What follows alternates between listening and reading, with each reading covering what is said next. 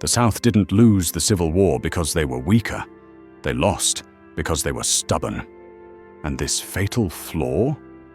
It's what destroyed the Confederacy. In April 1865, Confederate General Robert E. Lee, one of the South's greatest military minds, sat in a cramped farmhouse in Virginia. He was writing what would become one of history's most haunting farewell letters.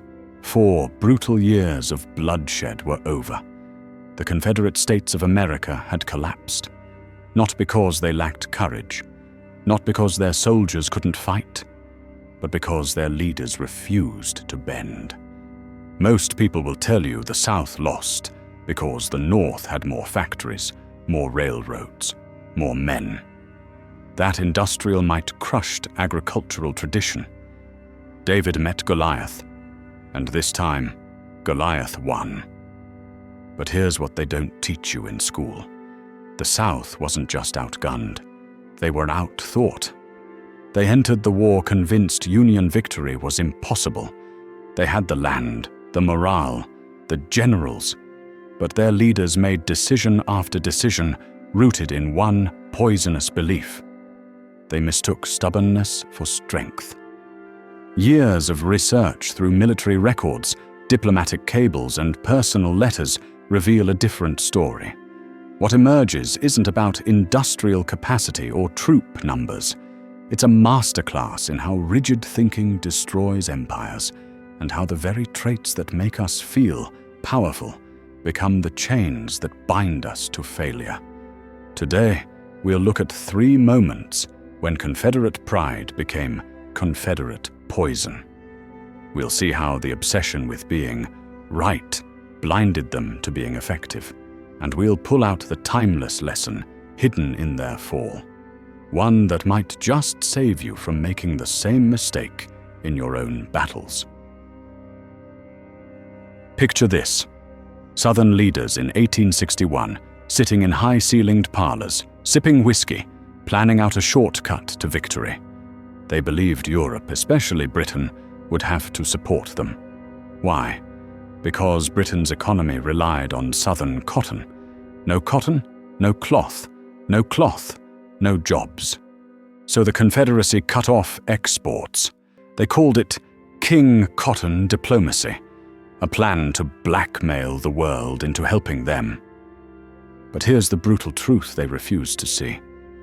When you hold someone hostage with something they want, they don't surrender. They find someone else. And that's exactly what happened.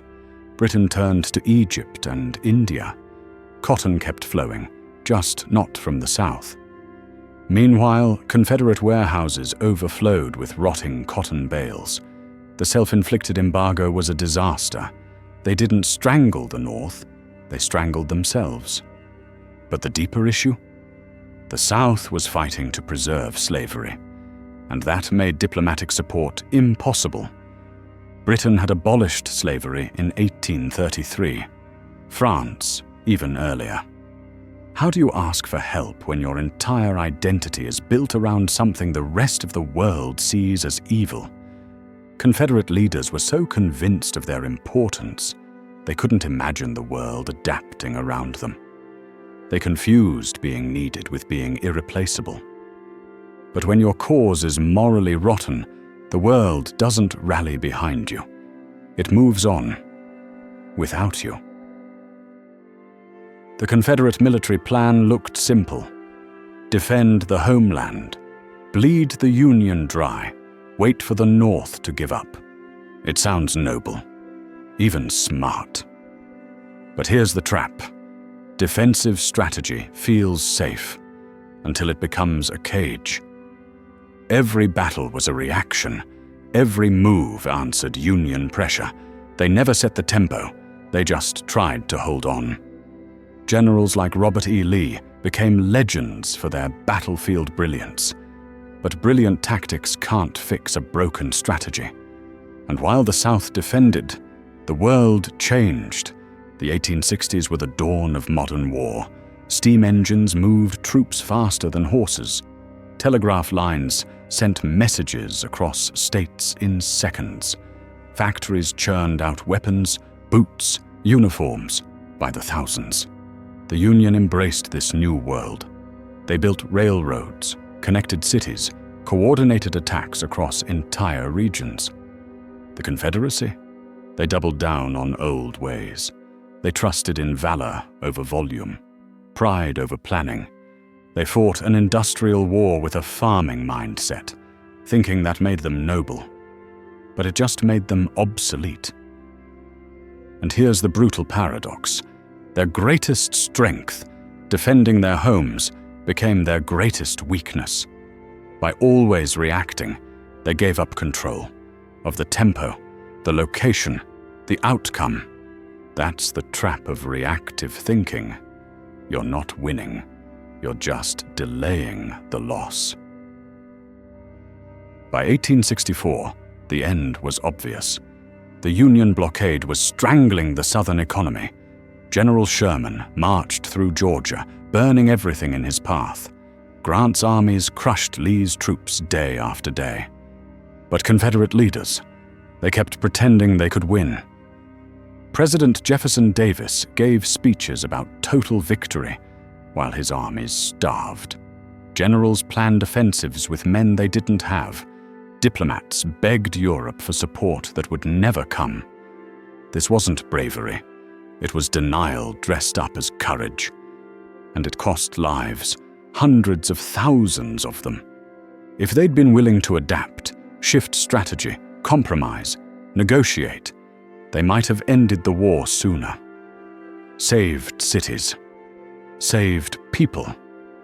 But they clung to ideology over strategy. Martyrdom over victory.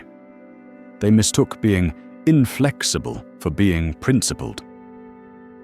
By the time Lee surrendered at Appomattox, it was all ashes.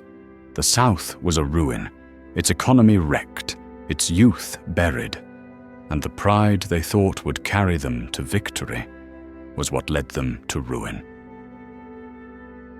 The fall of the Confederacy wasn't just a military defeat. It was a warning. Pride without perspective is a prison. The world changes. Conditions shift. What worked yesterday won't win tomorrow. And when you can't admit your plan is failing, when ego replaces evaluation, you've already lost. Flexibility isn't weakness, it's wisdom. The willingness to adapt, to learn, to change course when the facts demand it. That's the mark of real strength. Confederate leaders had brilliant generals, passionate soldiers, and early momentum, but they lacked humility. They lacked vision. They lacked the courage to change. In your own life, in your career, your relationships, your ambitions, don't confuse stubbornness with strength. The future belongs to those who know when to stand firm and when to shift. Because pride might win you a moment. But flexibility? That's how you win the long game.